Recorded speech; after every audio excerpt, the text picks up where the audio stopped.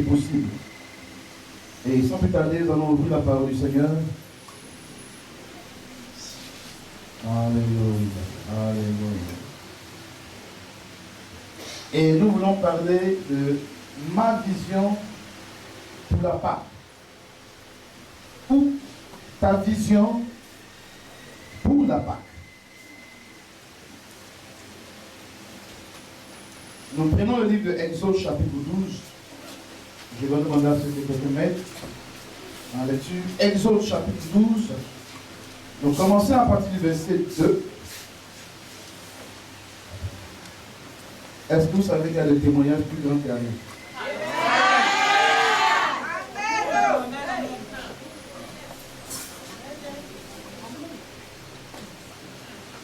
Hier, nous étions à l'école et dit que j'ai demandé aux étudiants, Dieu a établi le principe du mentorship. Alors, ça veut dire que Dieu établit des personnes et toujours, il y a quelqu'un sur toi pour t'aider, pour avancer dans la vie. Alors, si Dieu a établi ce principe, qui est donc au-dessus de Dieu pour aider Dieu à avancer? En tout cas, on a cherché. Ah, ils ont cherché, hein. Ils ont fouillé tout leur répertoire pour trouver qui est au-dessus de Dieu. L'autre a dit Saint-Esprit, il est miettes. L'autre dit Jésus, il est miettes. Il dit bon. On est allé, on dit bon. C'est la parole de Dieu que Dieu a mis au-dessus de lui. C'est-à-dire qu'aussi longtemps qu'il soit connecté à la parole de Dieu, l'obscurité sera dissipée et la gloire viendra. Parce que tu vas obliger Dieu à faire dans ta vie ce que tu veux qu'il fasse. Parce que tu t'appuies sur sa parole. C'est pourquoi nous disons le témoignage plus grand arrive. Ça, c'est un amen très familial. On dit le témoignage plus grand arrive. Alléluia. Exode chapitre 12. Exode chapitre 12, à partir du verset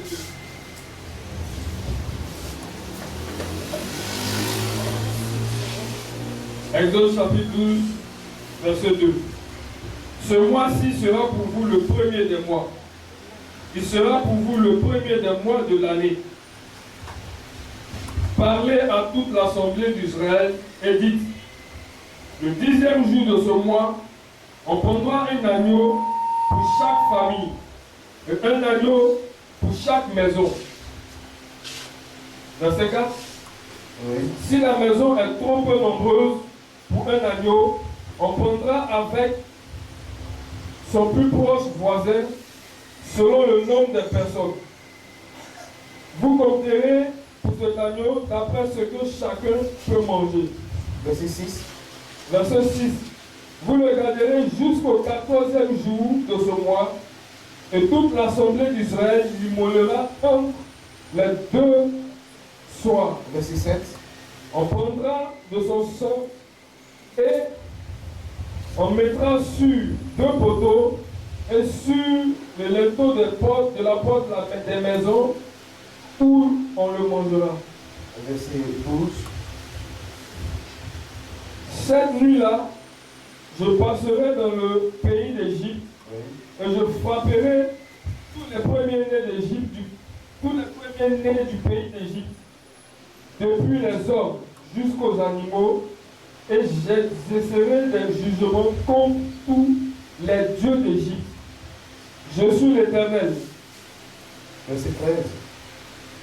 Le sang vous servira de signe sur les maisons où vous serez. Je verrai le sang et je passerai par-dessus vous, et il n'y aura point de plaie qui vous détruise quand je frapperai le pays d'Égypte.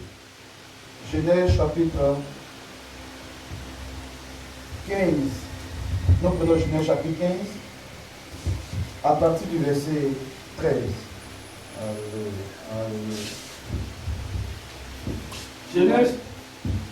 Genèse chapitre 15 à partir du verset 13. Jusqu'au verset 14. Et les enfants d'Israël disent à Abraham, sache que tes descendants seront étrangers dans un pays qui ne sera point à eux. Et ils seront asservis et on les opprimera pendant 400 ans. Oui. Mais le jugement de la nation à laquelle ils seront asservis, ils sortiront ensuite avec de grandes richesses. Amen. Amen. Père, nous bénissons ton nom pour ta merveilleuse parole. Avec Saint-Esprit, instruis-nous, enseigne-nous. Nous te prions et te demandons au nom de Jésus. Père, merci de ta présence avec nous ce matin. Nous sommes très heureux de voir ce que tu fais chaque jour dans nos vies. Seigneur, c'est vrai. C'est parce qu'ils sont tous intelligents. Nous allons traverser les rues sans qu'on ne soit heurté par un véhicule. C'est parce qu'ils sont trop intelligents. Le Seigneur Dieu des cieux, ces choses, les malheurs du monde ne t'atteignent pas. Mais c'est à cause de ta grâce, ton amour pour nous. Et ce matin, nous sommes reconnaissants d'être en ta présence. Bénis ce moment, instruis-nous, enseigne-nous, parle en nos cœurs. Et donne de comprendre quand tu as avant tout et tout. Béni sois-tu, Père, ta présence. Au nom de Jésus-Christ. Amen, Saint-Esprit, merci encore de ta présence avec nous. Je rends grâce pour les anges qui sont disposés à déverser des bénédictions sur la vie de ton peuple. Je te dis infiniment merci parce que tu le fais ce matin à la gloire du nom de Jésus-Christ. Béni sois-tu et que l'honneur, la magnificence, la reconnaissance, la gloire, l'autorité, la force, la puissance, te soient toujours donnés au nom de Jésus-Christ. Merci Père. Il y a des lieux qui sont des repères pour nous. Pour ceux qui autrefois ont flirté beaucoup avec les martyrs, les bois de nuit, qui sont aujourd'hui convertis, souvent lorsqu'ils passent devant certains lieux, ils se souviennent. Ici, là, vraiment. Et puis ils passent. Ils sont vraiment vécus long. Parce que là, beaucoup de choses ont été faites. Vous savez, ce lieu où nous tenons le culte était autrefois un lieu de striptisme, une boîte de nuit, où tout chose se faisait ici. Lorsque nous venions pour inspecter le lieu, c'est des grands miroirs, des dessins vraiment bizarres, avec, là il y avait un pilier ici. On a dit qu'avec un grand miroir derrière, on dit que c'est ici que les gens dansaient sur le pilier là, et dit waouh. Alors quand on est rentré pour voir le lieu, on dit Seigneur, couvre-nous ton sang parce qu'on va dans un lieu. Alors on a été surpris que beaucoup de choses se passaient en cet endroit. Et un jour, un vieux du quartier me dit, béni soit le Seigneur parce que le lieu va devenir calme. Et lui, quand il passait devant la porte, il refusait de regarder même ici. Et quand il passe comme ça, il ne regarde pas là. À cause de ce que ici, beaucoup de choses se faisaient. Maintenant, il bénit Dieu parce que Jésus est glorifié. Il dit, ah, gloire à Dieu. Donc, il y a un homme parmi ici, quand on les invite, ils remuent la tête. Pas parce qu'il n'y a pas de gens qui ne les plaît pas, mais ça, c'est ce qu'ils ont fait ici autrefois. Donc, c'est comme un repère qui leur rappelle beaucoup de choses. Amen. Alléluia. Tu vois que tu as échappé à un incident, à un endroit précis, où tous tes sens sont lâchés. Quand tu repasses cet endroit-là souvent, tu dis, ici là, ici là, tu passes. Donc il y a des lieux, des moments de la vie où le souvenir nous donne de la joie, ou qui nous rappelle de la tristesse. Amen. La vie est un cycle. Et il y a des moments comme ça où Dieu permet qu'on s'arrête un peu pour réfléchir à certains éléments essentiels de la vie. Il veut que pendant qu'on marche, qu'on prend le temps de nous arrêter. Lorsque nous avons engagé dans les fiançailles, l'ancien, le pasteur qui nous suivait a dit ceci. Il nous a appelé et il a demandé à maman, petit place que tu l'aimes. Elle dit oui. Il dit, est-ce que tu peux l'envoyer au lit?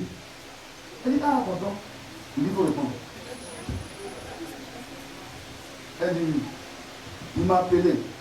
Il a vu quelles étaient nos convictions pour marcher ensemble. Il dit, vous savez pourquoi je fais cela? C'est important de savoir que les premières heures, vous avez le témoignage que Dieu est avec vous. Parce que la marche dans le mariage, dans le fiançailles, dans le mariage plus tard, frère, ça fait souvent douter. Tu marches jusqu'à un temps, tu dis, c'est l'homme là, Dieu m'a donné vraiment. Franchement, est-ce que vraiment c'est la femme là? Et puis tu réfléchis, tout le monde a tourné la tête. Mais quand tu te rappelles du commencement, du point de repère, tu dis, oui, je me rappelle que au début là, Dieu t'aime pas.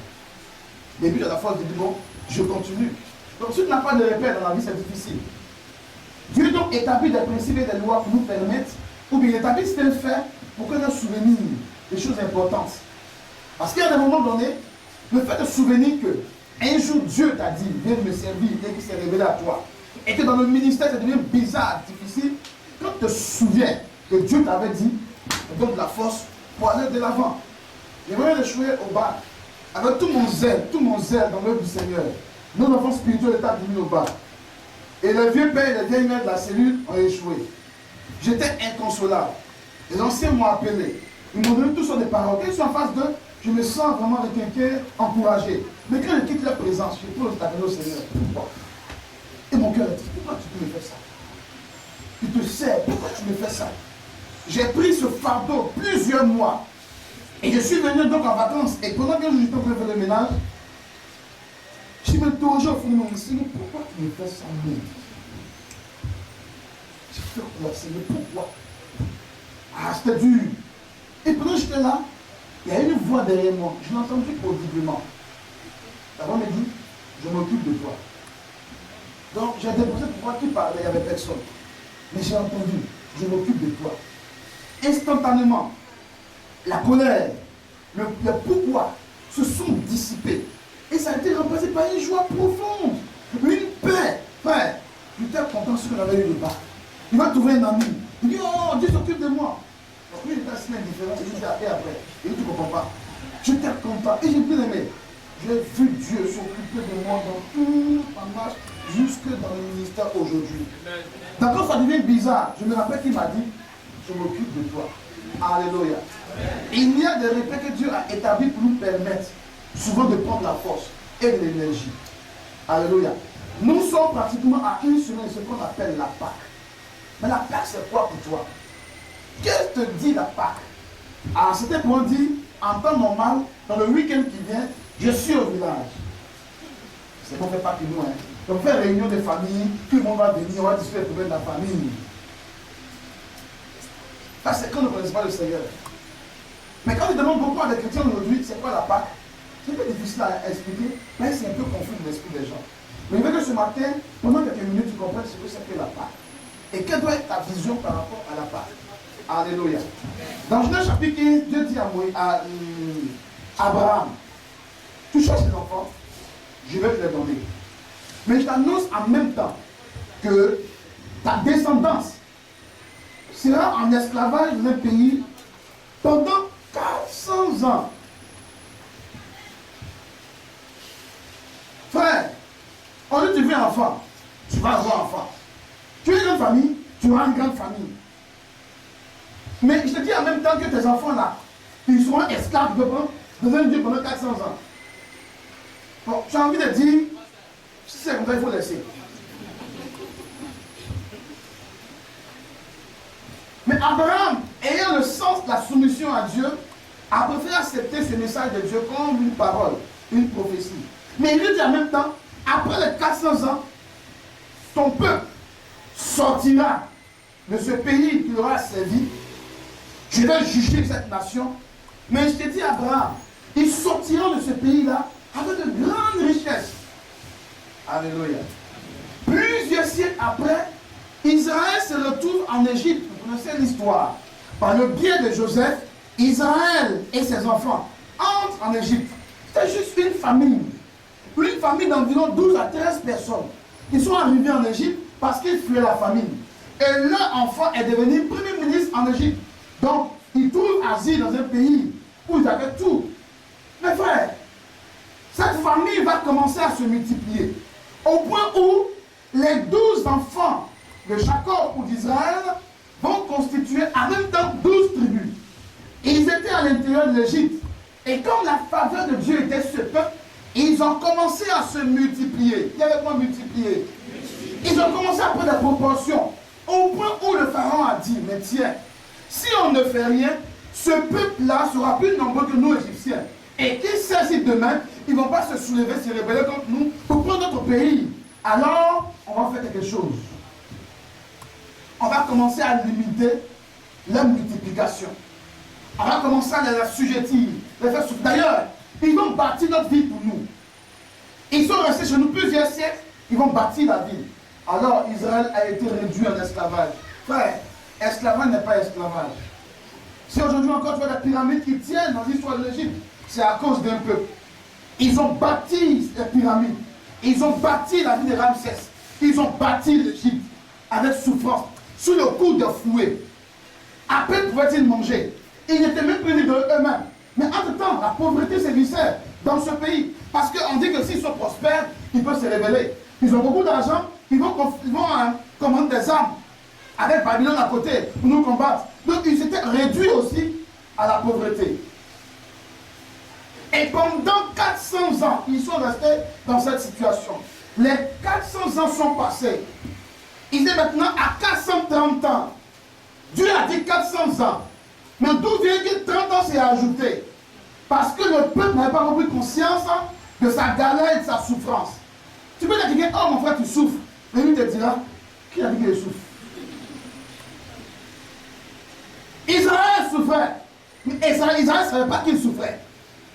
Mais la Bible dit, lorsqu'ils ont commencé à crier à Dieu, ils ont commencé à saigner, à crier à Dieu.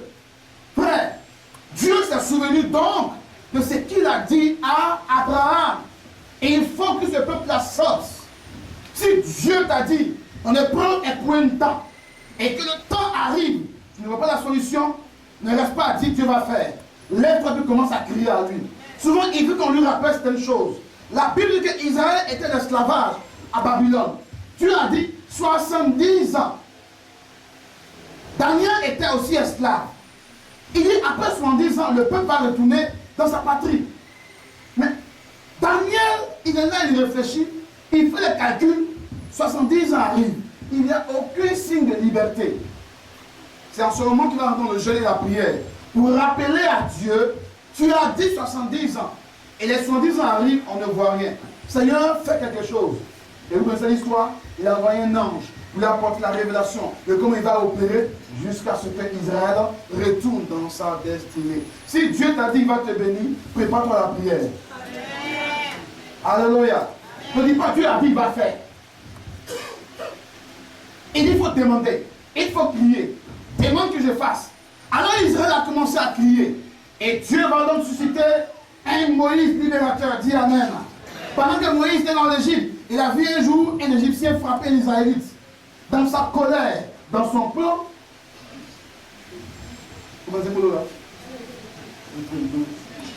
Dans sa chair, dans son moi, avec ses techniques, avec sa force, il se lève et il tue l'Égyptien. Bien aimé, ça lui a coûté l'exil dans le désert. Mais tout cela est dans le plan du Seigneur. Il était obligé de fuir parce qu'on veut le tuer maintenant. Et là-bas, il a été formé pendant 40 ans. 40 ans de formation en Égypte en tant que sorcier mystique. Mais il craignait Dieu. Dieu le retire dans le désert pendant 40 ans pour le délivrer de mysticisme et de la sorcellerie. Après, il fait de lui maintenant son serviteur comme libérateur. Et cette fois-ci, il revient en Égypte. Non pas avec son plan. Comprenez un peu? Non pas avec son intelligence, sa technique personnelle, mais il revient en Égypte avec un bâton. Tu vas en guerre avec les États-Unis, tu vas avec un bâton. Ils ont le drone, ces avions mystérieux là. Quand il passe, il a vu détruire, tu ne sais pas comment il est passé. Tu vas le combattre avec un bâton. Dieu dit, va avec. Il dit à Dieu, sois réaliste. Là où tu m'envoies, c'est Pharaon. Je vais prendre, je connais le pays. Il y a 40 ans là-bas. Bâton. Il dit, Moïse, je suis avec toi. Dieu a démontré par A plus B qu'il est avec lui. Donc Moïse a eu confiance au Seigneur. Le signe était son bâton. Et c'est avec ce bâton qu'il est entré en Israël.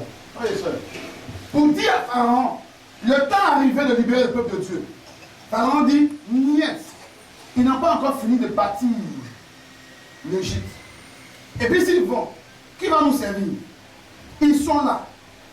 Moïse lui dit, Dieu m'envoie te dire de libérer son peuple. Il dit pas question. Alors, vont commencer la démonstration de force. On a une l'histoire, le serpent est jeté. Le bois est jeté, il y a un serpent. Et on se jette le bois. Donc, serpent contre serpent. Je dis non, je suis le plus fort. Le serpent de Moïse va envoyer le serpent. Il dit, il dit à Pharaon, c'est petit. On va lui montrer qu'on est là. Parce que Pharaon est plus puissant magicien que lui. Alors, on va s'engager un combat terrible. Le Nil sera transformé en sang. Et eux aussi vont créer pour eux après. Et Pharaon laisse tomber. Sans nous, on peut fabriquer. Dieu envoie un jugement. 9 jugements sont passés. Ils ont dit à Pharaon, reste tranquille. Non, mettez la situation. Alors Dieu va dire, par la bouche de Moïse, dis au Pharaon qu'il laisse partir mon peuple. auquel cas, tous les premiers-nés d'Égypte vont mourir. Depuis les hommes jusqu'aux animaux. Moïse, c'est pas le Pharaon le dit. Dieu dit de laisser partir son peuple. Auquel cas, tous les premiers-nés vont mourir. Depuis les hommes jusqu'aux animaux. Il dit tous les premiers-nés d'Égypte. Tous ceux qui habitent sur le territoire égyptien, que ce soit égyptiens ou israélites, les premiers-nés doivent mourir. Le décret a été pris, promulgué, et l'exécution a été mise en marche.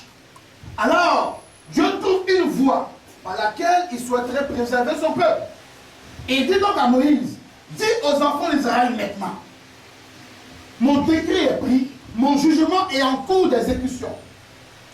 Dis-leur qu'ils prennent un animal, un agneau sans tache, qui n'a pas de défaut. Gardez-le pendant 2 semaines pour voir s'il est en très bonne santé. Il dit ok. Et au 14e jour, on va tuer l'animal. Si l'animal est trop grand pour une famille de 2 ou 3 personnes, famille nucléaire, 2 ou 3 personnes, on peut le prendre à son voisin. On le tue, on le mange ensemble. Mais on prend le sang de l'animal avec l'hysope dans un bocal et on applique sur les linteaux de la porte. Imaginez que ici, nous avons une porte. Le linteau, c'est ça. Applique le sang. Et maintenant, sur les poteaux de la porte, applique le sang là et applique le sang. Alors, lorsque l'ange de la mort va venir, il passera outre et il passera dessus. Parce que moi-même, l'Éternel, je serai pour la maison des Israélites la couverture à cause du sang. Dieu a dit, tout nouveau-né ou bien premier-né en Égypte doit mourir. Israélites comme Égyptiens. Alors, le jugement est parti. Si Dieu lui-même ne dévie pas la couverture, tu tombes et tu meurs. Alors le sang est appliqué. Et vers minuit, je suppose vers minuit, l'ange de la mort arrive. Frère, le point est calme. Les Israélites sont chez eux là-bas. J'imagine en train de réciter tout ce qu'ils savent de leur Dieu. Tremblant. Parce qu'ils sentent la mort se déplacer.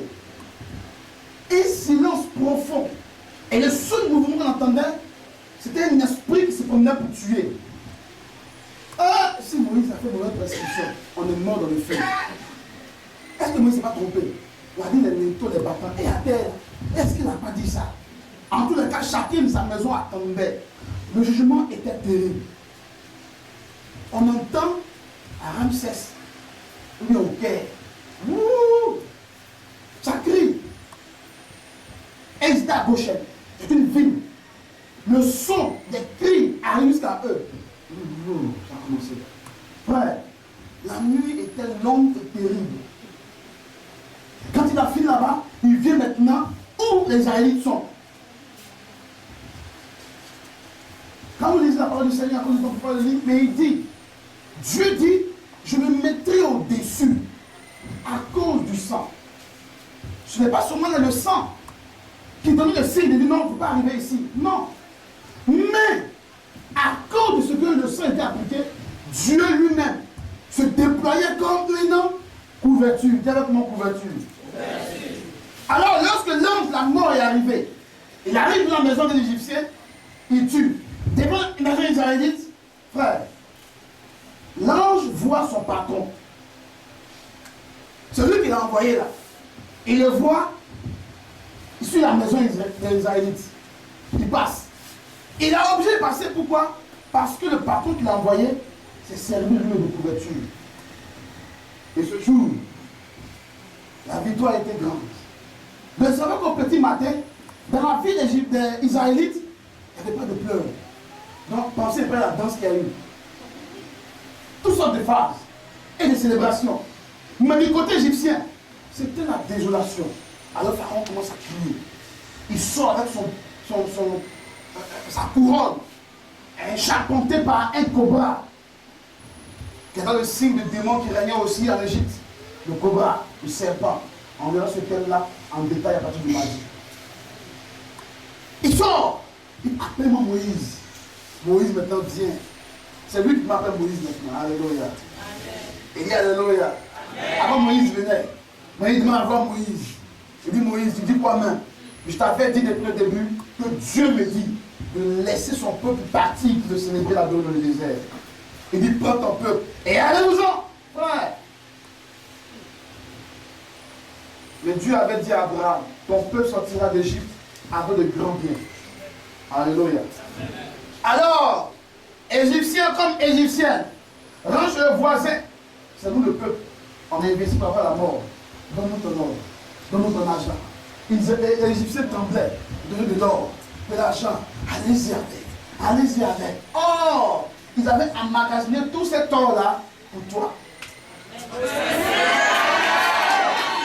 Le jour de ta liberté. Donc on attendait le jour là pour commencer à te redonner ce qui te révélait.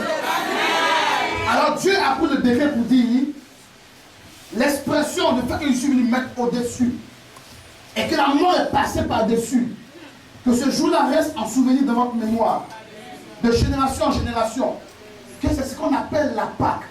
Toutes les fois que la chose sera en face de vous, vous vous rappelez que la Pâque égale à la conclusion de votre pauvreté. Que la Pâque égale à la conclusion de votre misère. Que la Pâque égale à la conclusion de votre esclavage. Je réponds à ma phrase. Je n'ai pas compris. La Pâque égale à la fin de la pauvreté. D'accord. Je comprends mieux. Que la Pâque égale à la fin de ta servitude. Que la Pâque égale à la fin. Il faut qu'on marche sur toi. De la confusion. La Pâque est dit, c'est fini. Le temps est arrivé. Il faut entrer dans ta gloire. Frère, la Pâque c'est dans une semaine. Et un souvenir mémorable. Vous dites, la conclusion a été décrétée. Le jour a été fixé. Le moment est arrivé. Alors, si aujourd'hui, je sens la maladie de Ténaillé, je dois me rappeler que Dieu a dit, la paix a été signée. Dieu est élevé. Si la puissance est ténèbres, les sorciers ont dit, tu ne passeras pas de temps. Quand la Pâque arrive, tu dis, wow, 400 ans d'esclavage, c'est fini. Le temps est arrivé. Sorcier, je vous dis, j'arrive. Sorcier, je serai révélé. Sorcier, je dis, j'avance. Et vous ne pourrez pas vous opposer à moi. Parce que la Pâque égale à la conclusion de ma misère. Frère, ils ont dépouillé l'Égypte. La Bible dit, ils ont dépouillé. Tu veux dépouiller là? Je vais t'expliquer. Tu t'imagines partant à jamais fait les achats. Ton économie de 2 millions. Non, on n'est pas mal parlé là sur Côte d'Ivoire. À Flao. Côte Flao. Togo, Ghana. Tu dois en faire achat moins cher là-bas. Tu as mis ton argent sur toi. Et tu es sûr d'acheter tout ce qu'il faut. Et tu n'imagines pas ton bénéfice quand tu arrives en Côte d'Ivoire. Et puis là-bas, quelqu'un te dit, il y a des moments qui prennent des bagages à Flao pour déjà traverser la frontière. Et je vais t'aider. Elle t'aide. Elle porte un coup avec une service de part. Et puis tu as 2 millions qui sont sur toi. Quelque part d'un couloir. On te prend ça. Avec force. Tu veux pas être ton prix. Donc on dit qu'on t'a dépouillé. Là, tu n'as que tes larmes pour pleurer. Tu es loin de la Côte d'Ivoire. Trop loin pour dire non, j'ai un mon frère qui est commissaire ou bien lieutenant. C'est trop loin. Et comment tu as fait pour revenir en Côte d'Ivoire maintenant? Comment tu as réfléchi? Avec les larmes ici. Tu t'appelles dépouillé. Et tu veux pas, on t'a pris. Israël est rentré chez Égypte. Il dit tu veux pas, ça a été décrété. Donne l'or. Donne l'argent. Ils ont donné. Et Israël a pris la diversion du désert pour célébrer le nom de l'Éternel. Amen. Dieu l'a fait pour Israël. Et Jésus, même durant son ministère, s'est rappelé que c'est un moment qu'on célèbre. C'est un moment de joie. Un moment où on se souvient que si aujourd'hui c'est bizarre, Dieu a déjà décrété que la bizarrerie de ta vie a pris fin. Tu me dis, hey, je me trompe. Donc bizarre là, c'est une erreur du Satan. Parce qu'en fait, Dieu m'a déjà libéré. Est-ce que tu comprends un peu? C'est un moment où tout est important pour Israël. Alors, Jésus dit à ses disciples, allons-y à Jérusalem. On va fêter la Pâque. Dis à ton voisin, on doit fêter la Pâque. On va fêter la Pâque. Il n'a pas compris, il faut bien dire, on fête la Pâque. Donc j'imagine que le dimanche prochain c'est gâté. Ah, t'as pas dit la même fois, hein?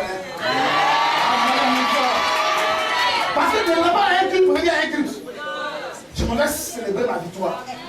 Alors je m'en glorifier Dieu parce que ma pauvreté a fini il y a longtemps. Et je m'en vais là. J'ai fait un rêve il y a quelques 3 jours où le gars m'a dit, m'a mis dans ton lit là, il m'a cimenté.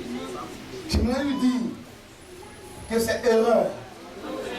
Je m'en lui dire qu'en fait, c'est pas moi. Donc je vais célébrer ma victoire. Je suis allé à Genève pour célébrer. Frère, on célèbre la Pâque. Amen. On célèbre la Pâque. Amen. On se réjouit, on danse, on loue. Et pendant que tu loues, tu te rappelles. Ils sont vécus. Ouh, ils sont morts. Il est dans les films, ils sont détruits. Pauvreté est partie. Travail arrive. Mariage arrive. Tu m'as pas. Alléluia! Jésus allait célébrer la Pâque. Donc quand tu vas venir célébrer dimanche prochain, frère, pas de l'esprit de. Sois l'église encore. Non. Viens danser prophétiquement. Viens célébrer prophétiquement. Pourquoi? Parce que Dieu a dit Israël, c'est ta part. La conclusion. Quand on dit conclusion là, tu as écrit là jusqu'à. Il dit bon. À la fin, je te dis que tout ce qui était dit là, vous m'envoyez l'argent. C'est ce qu'on appelle conclusion. Donc c'est la fin. Et frère, Israël est parti enrichi. Sinon, avec foi, ils allaient construire le veau d'or. Malheureusement, ils ont pris l'or qu'ils avaient là pour aller constituer un autre Dieu. On laisse là où ils sont. Jésus a fait mieux que l'agneau pascal. Jésus a fait mieux que l'agneau pascal. Mais pourquoi Dieu était obligé de lui-même venir garder la maison d'Israël contre l'ange de la mort à cause du sang qui était appliqué? Regardez, Dieu précise, les précisions pour Dieu sont importantes. Il faut bien le comprendre. Il dit, appliquer le sang sur les linteaux de la porte. 1. Sur les battants. 2. Linteau est comment? Linteau il est comme ça. Ou bien, les battants sont comment? Comme ça. Quand on rapproche les deux, ça fait quoi? Ça fait quoi? Donc prophétiquement, Dieu annonçait que la croix de Jésus-Christ serait ta part un jour. Donc au travers d'Israël, il annonce à toute l'humanité qu'il y a quelqu'un qui va venir, qui suite par son sang, nous donne de célébrer la Pâque, non pas comme les Juifs, mais dans une dimension plus excellente. Amen. Alléluia. Et Jésus l'a fait. C'est pourquoi on dit que Jésus-Christ est l'agneau pascal. Alléluia. Lui, Pâques autrefois, l'agneau l'a bouffé. Aujourd'hui encore, on continue de bouffer. Dis Amen. Vous vous rappelez que c'est à la Pâque, à ce repas là qu'il y a des disciples, pendant qu'ils mangeaient, qu'ils célébraient la Pâque. Il dit, hé les gars, il y a quelque chose. Prenez 20 là, buvez. Vous allez commencer à voir un à un. Il dit, hé les gars, ce que vous vivez là, c'est mon sang. Le sang de la nouvelle alliance, qui soit répandu pour plusieurs. Il prend le pain. Regarde, mangez. La Pâque m'a changé la lune. Donc il dit aux gens, c'est mon sang. Le sang qui est répandu. Les plus intelligents vont en réfléchir. Il dit comme on vient célébrer la Pâque. On vient jubiler pour la Pâque. Mais d'où vient que la tristesse est entrée? Et nous, je vous annonce que nous sommes à la cérémonie la plus importante. C'est l'histoire de l'humanité. Je suis en train de faire alliance avec vous. Parce que vous ne savez pas, Jean-Baptiste a dit, voici l'agneau de Dieu qui ôte le péché du monde. Et je veux vous dire, l'agneau, à l'instar de l'agneau pascal autrefois, c'est moi. D'ici peu, je vais monter sur la croix. Après que la tristesse a envahi le cœur. Il dit, réjouissez-vous. Parce que ce que je vais conquérir à la croix sera automatiquement votre héritage. Ce que je vais prendre à la croix sera automatiquement votre héritage. Amen. Et vous m'enterrez, c'est sûr. Mais ce que je vais prendre dans la terre sera automatiquement votre héritage. Réjouissez-vous. À ce moment-là, on dit envoyez bien encore. Parce qu'on commence maintenant, on va. Ils ont mangé, ils ont bu sur le jour et ils sont partis. Frère, la Bible dit, Dieu a fait sortir Israël de l'Égypte. Ils étaient contents, hein, frère. Ils se sont réjouis. Ils ont célébré Dieu. Ils partaient. Et parmi eux, il y en a qui étaient intelligents. Il y avait en Égypte des peuples qui ne connaissaient pas Dieu. Mais ils ont eu écho que Dieu a dit qu'il va frapper l'Égypte. Mais là où il y a le sang, il ne frappera pas. Et comme pendant 10 jours, environ 10 plaies sont passées, ils disent, le gars Moïse, là, il fallait l'écouter un peu. Donc ils vont quitter l'Égypte pour aller se cacher chez les Israélites. Quand c'est vers 18h là. Quand, voisin, comment tu vas? Donc la soeur est surprise. Égyptien, chez moi ici. Et il dit, il faut laisser ça. En vrai, c'est venu te saluer. Il a commencé à causer. Causer, il ne finit pas. Ça cause. Pendant que les Juifs mangeaient leur poulet viande, ils ont mangé aussi, ils sont là, ils causent seulement. J'imagine un peu un enfant dit, non, tu n'as pas à la maison. Et il m'a pesé, il faut laisser ça. Quand la grande personne reste à côté. Parce qu'il veut lui aussi échapper. On dit, là où tu entres, la maison il y a le sang, tu es préservé. Peu importe l'ethnie, peu importe ta religion, ils sont entrés. Et beaucoup du peuple, des Égyptiens, ont eu la vie sauve. Donc elles aussi, ils sont sortis avec les Juifs de l'Égypte.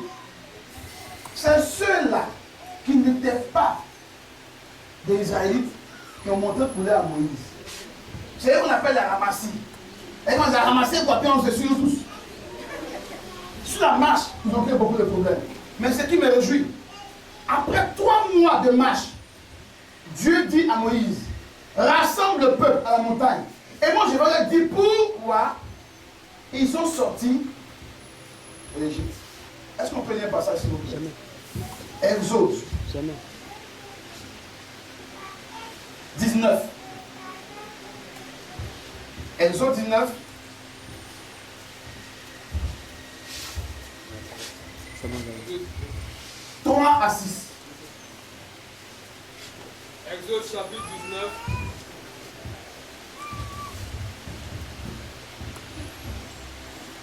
Exode chapitre 19, verset 3. Moïse monta vers Dieu, et l'Éternel appela du haut de la montagne, en disant, tu parleras ainsi à la nation de Jacob, et tu diras aux enfants d'Israël, vous avez vu ce que j'ai fait à l'Égypte, et comment je vous ai porté sur des ailes d'aigle et amené vers moi. Il leur rappelle ce qu'il a fait pour eux déjà. Continue. Verset 5. Maintenant, si vous écoutez ma voix, et si vous gardez mon alliance, vous m'appartiendrez en tous les peuples. Car toute la terre est à moi. Oui. Vous serez pour moi un royaume de sacrificateurs et une nation sainte. Oui. Voilà les paroles que tu diras aux enfants d'Israël. Amen. Alléluia. Alléluia. Israël est sorti avec joie, avec liberté, beaucoup de richesses. Dieu dit, il faut le dire. Voilà ce que mon Dieu veut faire avec eux. S'ils sont sortis par mon bras puissant, j'ai décidé de faire de ce peuple-là une nation qui m'appartient. Un peuple à moi seul. Sinon, frère, comment comprendre que Dieu peut permettre que pendant 400 ans, un peuple soit mis en esclavage et puis après il dit sortez, vous m'appartenez. Parce que là, ils sont partis avec 12 personnes, une famille de 12 personnes. Dieu voulait un peuple et il fallait un lieu de reproduction, de multiplication. Et quand le moment est venu, Dieu dit sortez. Là, Pharaon n'a pas compris que prophétiquement les choses avaient été scellées déjà, que Dieu l'a frappé. Donc Israël est sorti avec quelle mentalité? La mentalité de pauvreté. Même si ils ont pris de l'or avec eux, l'or était dans leurs mains. Mais remarquez, qu'est-ce qu'ils vont faire de cet or? Ils vont prendre l'or plus tard pour le mettre au pied de l'idolâtrie. Donc quelle mentalité ils avaient en eux? Israël est sorti, c'est vrai. Mais ils sont sortis avec la mentalité de servitude, de confusion.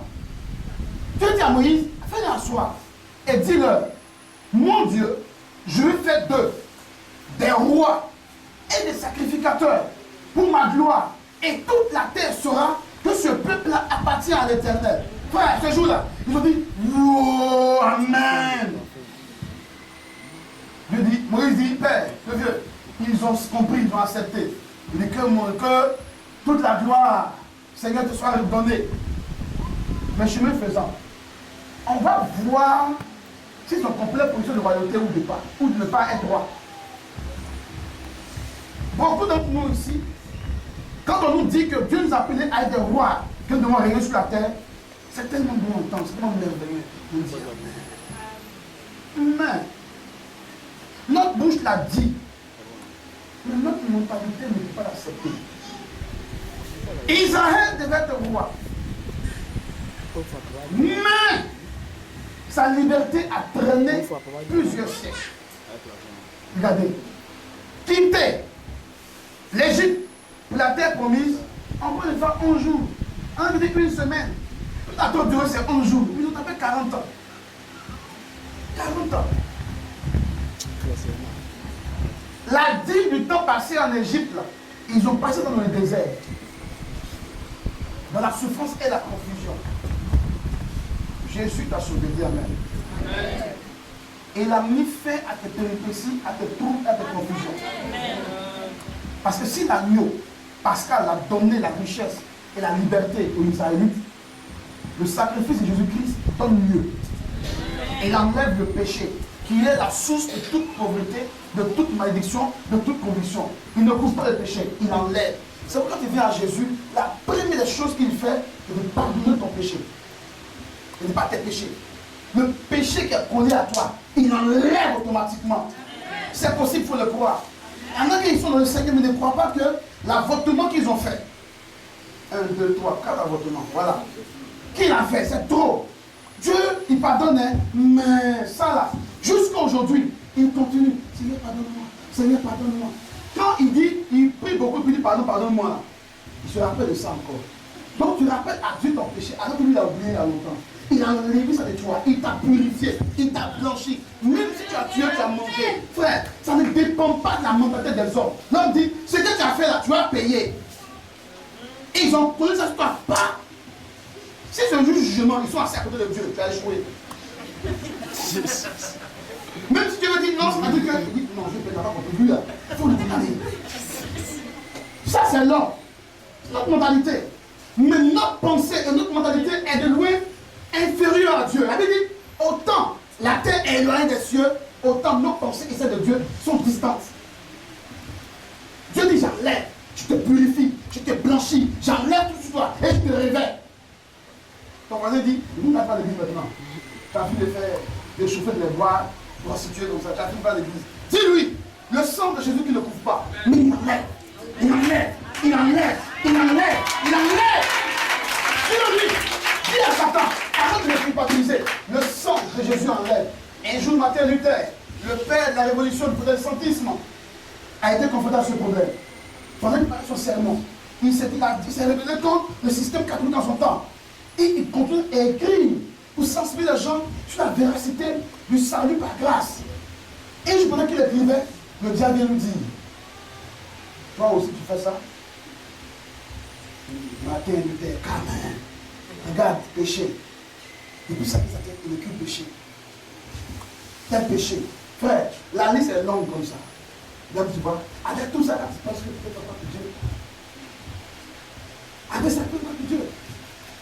Martin Luther est assis et puis il est battu. Parce que c'est le péché qui éloigne l'homme de Dieu. Il avait une plume avec le lac rouge à côté. Il a pris la plume, il l'a mis dans l'encre. Et puis il a tracé comme ça sur la feuille. Le sang de Jésus m'a purifié. Et l'esprit a été libéré. Crois que le sang de Christ enlève ton péché. Je dis crois que le sang de Christ enlève ton péché. Crois que le sang de Christ enlève ton péché. Israël est sorti avec joie. C'est vrai. Mais ta joie doit être plus grande. Ta joie doit être plus grande. Maintenant, la source de tout ce qu'on connaît comme mot, pauvreté, confusion, misère, bassesse, c'est le péché. Dieu a enlevé de ta vie. Amen. Le péché a provoqué la malédiction sur toi. La Bible dit, Jésus-Christ est monté au bois. Il a été fait malédiction. Et quand tu regardes là, Jésus regarde la malédiction. Au point où Dieu, à la croix, a détourné son visage de Jésus. Parce que tes péchés bizarres et mes péchés, tout ça était sur lui. Toutes les malédictions. Dieu était tous ses pouvoirs. Jésus a su que le Père avait mis son visage à lui. Il lui dit, Père, pourquoi tu me fais ça? Et toi, mon fils, là où tu as vraiment là, tu es tout mieux. La malédiction, c'est pas la pauvreté, la confusion. Non, il a brisé cela. Tu n'as pas une bonne famille. La famille dans laquelle tu as évolué est une famille qui t'a fatigué. Au lieu de t'encourager, elle t'a brimé. Mais dès l'instant que tu entres en alliance avec Jésus-Christ, tu as parti désormais à une nouvelle famille. Une famille d'enfants de Dieu. Une famille qu'on appelle un sacerdoce royal. C'est une nation qui est sainte, un peuple acquis. Ils sont milliers dans le monde. Partout où tu vas sur la terre, tu vas les trouver. Ta famille est tellement grande. Et c'est un privilège, un honneur pour toi. Dis Amen. Tu entres dans une nouvelle alliance. Tu quittes l'alliance de la confusion et il t'introduit dans l'alliance de victoire. C'est un sujet de joie. Quelle est la vision de la Pâque? Ah, ce matin, je veux parler, tu comprends. Que quand on vient célébrer la Pâque, vraiment, tu seras sur 31. Ça va l'amener. Amen. Et tu seras jusqu'au 31. Amen. Oui, tu vas où? Tu vas à un mariage? Oui, c'est piqué mariage. Le président te reçoit. C'est pas lui qui me reçoit. Il y a plus que lui. Je veux célébrer ma liberté. Amen. Je veux le rappeler à l'ennemi que ma victoire a sonné à longtemps. Je veux lui danser, me sauter, crier. C'est fini. Puis ta joie et ta foi seront ancrées dans cette vérité. Tu vas la célébrer. Ennemi, perdra davantage du terrain sur ta vie et sur ton avenir à cause du sang de Jésus. Que Dieu vous bénisse. Que Dieu vous bénisse. Que Dieu vous bénisse. Que Dieu vous bénisse. Que Dieu vous bénisse. Est-ce qu'il y a un compagnie qui m'a fait enseigner?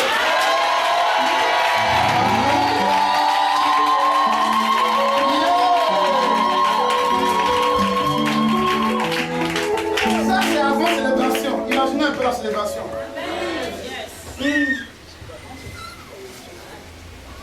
On dit il y a une mission au menu.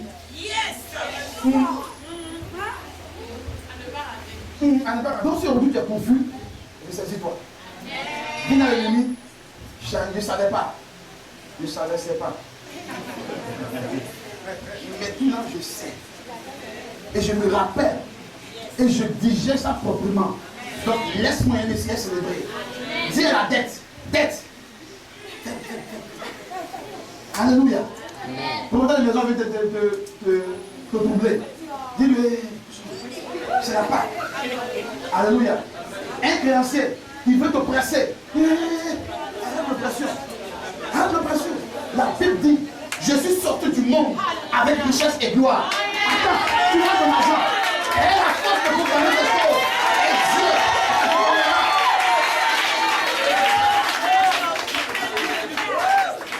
Alléluia. Alléluia. Alléluia. C'est pourquoi on veut aider quelques personnes à comprendre certaines choses encore par rapport à la Pâque. Ce mardi, 18h30, on est là. Jusqu'à 21h. On va réfléchir pour toute la parole de Dieu. Mardi, on est là. Mercredi, on est là. Jeudi, on est là. Qu'on a bien combattu. Et on a rappelé à Satan que tu mens. Maladie l'a mis dans toi, il faut sortir. Problème bizarre, il est dehors. Quand tu as fini ça, il est bien. Après la pluie, il y a un beau temps. Donc dimanche, rendez-vous. Dieu vous bénisse.